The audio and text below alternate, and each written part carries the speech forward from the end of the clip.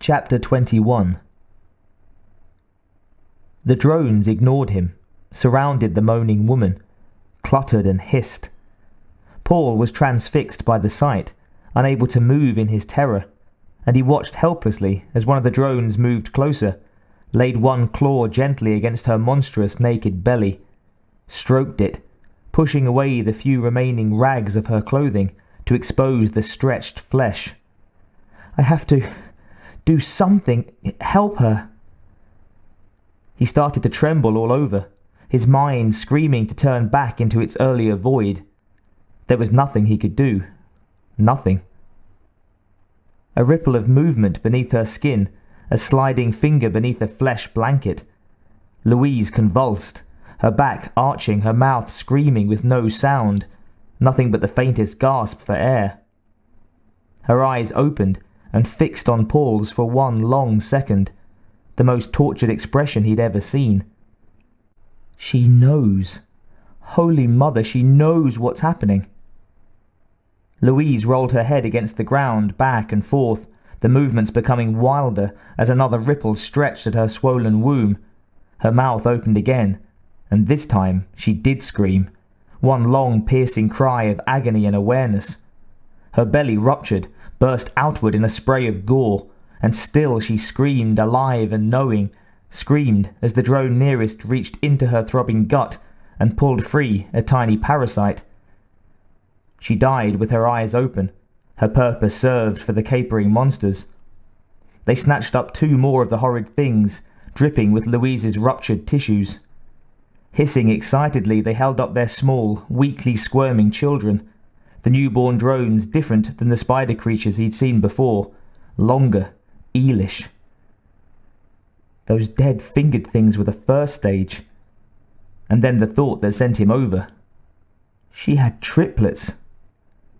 Paul vomited, not knowing there was anything left for his body to expel. Chunks of bloody flesh spewed from his mouth, the sight and smell of it causing him to heave again. The drones didn't seem to notice. They had begun to shriek, the sounds angry and terrible. Paul looked up, nauseous and sick, and so afraid for his sanity, for his soul, that it took him a moment to realize what had happened. Their babies were dying. Two of them had stopped moving already, and in less than a minute the third squealed faintly and joined its bloody siblings. Dead. The drones screeched on, their echoes in the giant chamber still furious and awful, but suddenly Paul thought that maybe their cries were more. They sounded frustrated, afraid. Something was wrong with the Hive.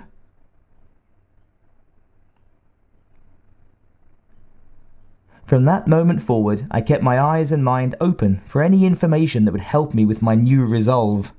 I would find a way to kill them all. Some sickness had invaded their nest. They were vulnerable to it, and if I could discover the cause, could utilize it somehow. I swore then that I would survive, would make myself into the deadliest enemy the aliens had ever known. Why they had taken me to that birthing chamber, I don't know, and at the time I didn't care. All I knew was that I was still alive, and that I would find a way to stay alive, and a way to make them sorry for not killing me first. When they led me away from that place, I observed. I saw things that had been there before, but in my panic had failed to notice. Drones, dead and decaying, more of the tiny, spidery parasites littering the ground, stacked in piles at every corner, along with some of those eelish children, like those that had come from Louise. And some of the adult creatures were slower than the others, sick with whatever disease was there, their exoskeletons dull, their movements shaky. I was taken to a chamber where I saw what was left of Hewitt and Johansson. They were both beyond being able to recognize me. Church faltered, remembered the wide, blasted eyes of the crewmen, the grasping, empty faces. He shook it off and continued. I was led to another of those stinking pools, but I didn't wait for the aliens to force me. With a supreme effort of will, I put my face into the murky liquid and made a show of drinking eagerly. I hoped that if I complied, I'd be spared the treatment that had made the inhuman things of my crewmates. From the start, this plan met with success. The aliens did not molest me as long as I anticipated their actions. My friends were past being able to fend for themselves. Church trailed off. His audience didn't need to know how he'd fed the two dying men, carried the squirming, nameless parasites in his mouth to theirs, watched their grinning, idiot faces as they swallowed. So, when I saw them doing a task I thought I could emulate, I took it upon myself. I'd do anything to prove I wasn't a troublemaker. Soon, the aliens stopped guarding me so closely, and I was able to investigate my surroundings. I gathered as many samples of organic substances around me as I could, and kept them hidden in a small recess. I began to conduct crude experiments, testing the reactions of the samples on one another. The leech-like things in those pools, all throughout the nest, they secreted a solvent-like colloid, which the aliens were evidently cultivating as a sort of medicine. And after much trial and error, I discovered that the secretion destroyed a certain ubiquitous black mold that was the toxic thing to the drones. The drones had been trying to immunize us against whatever was making them sick, to experiment on us, I suppose, to discover a cure for their disease. Days, perhaps weeks had passed, but I finally had something that the drones were incapable of understanding. I had the key to their survival in my hand. I immediately put the findings to use, using large quantities of the toxic mold to destroy those living medicine factories. It was amazing how well it worked. In a matter of days, drones were dying from their polluted serum. I made use of every chance I had to conduct this biological sabotage.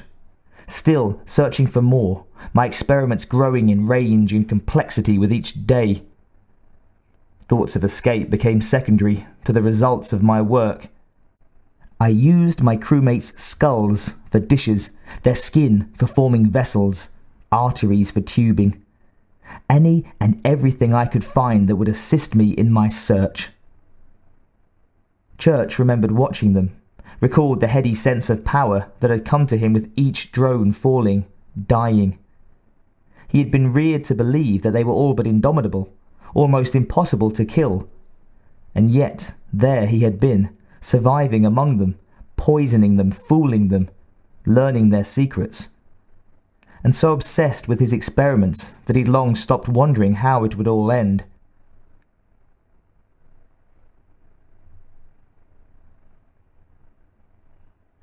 Paul shambled down the passage toward his secret cache, giggling to himself. 4 more today. 4! The last had died at his feet, its spiny, dusky arms wasted and reaching, its dying rattle slow, suffering. Movement behind him. Paul stopped, head down, waiting for the drone to pass. They didn't see him anymore. He was just another shadow, harmless and... A talon, cold and mute against his bony shoulder. The creature hissed dully, sickly, turned him around, and shoved him in the opposite direction, following close behind. Another feeding. Paul frowned unhappily, hurrying ahead of the drone. It must be taking him to eat something. All of the humans were certainly dead, had been for many days. His stomach rumbled at the thought of food, accompanied closely by a roiling queasiness. The matter they fed him was too decayed to provide much nourishment anymore. They reached an opening in the dim passage, and Paul started down the left fork, where the last of the... Amice. His name was Amice. Food was kept. The drone screeched at him, and he turned, surprised. It still stood in the open passage, waiting. He turned back, confused. There was no other way to go. The creature snatched at his arm, pulled him toward a towering heap of drone corpses. It yanked him roughly around the pile, pushing at the decayed mass. And behind it, another passage, small and dark. Paul smiled in spite of his uncertainty. He was being taken somewhere new, a place he hadn't yet visited with his poisons. Perhaps there was another pool there. Or it's finally my turn to die. He pushed the thought aside, focused on what he could control. The drone hissed again, and he started down the passage eagerly. It was empty, very dark, but after a moment or two he could make out a dimness ahead, another chamber. He could hear more of the dying drones there, had come to know the sound of the disease in their cries, the reedy whistle of their breathing. There were 5 of them in the entry. They parted so that he could step into the small chamber. He looked around quickly, grinning, then frowning. No pool, but a large, sloping, cradle-like thing built up out of alien secretions that dominated the room, the only thing there. And inside the cradle, a human figure. It was his mother. Paul felt something deep inside of him shrivel and die. He had thought that there was nothing else for him to endure, no other terror that could get through to him, no atrocity left. She must have fought them all along the way. Her arms and legs were nothing but rotting stumps, bitten or torn off. Her skin was covered with dozens, hundreds of lacerations, claw marks. Impossibly, horribly, she lived. He could hear her unconscious breathing, shallow and slow, each intake of foul air stabbing at the remnants of his soul. A drone shoved him rudely forward.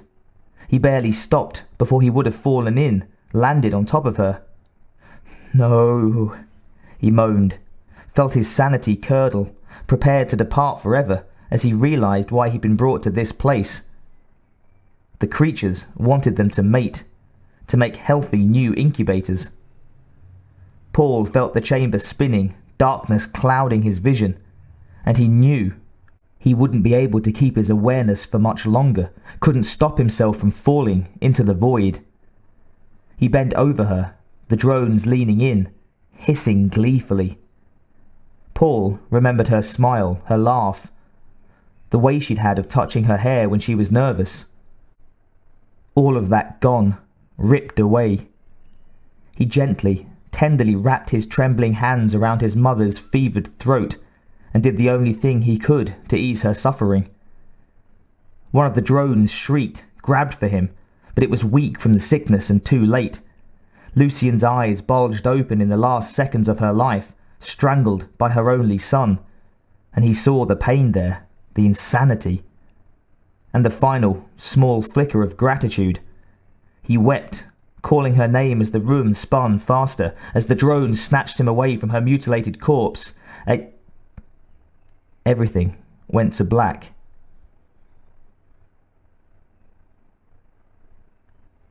When I awoke again, I was secured to one wall of their breeding pen.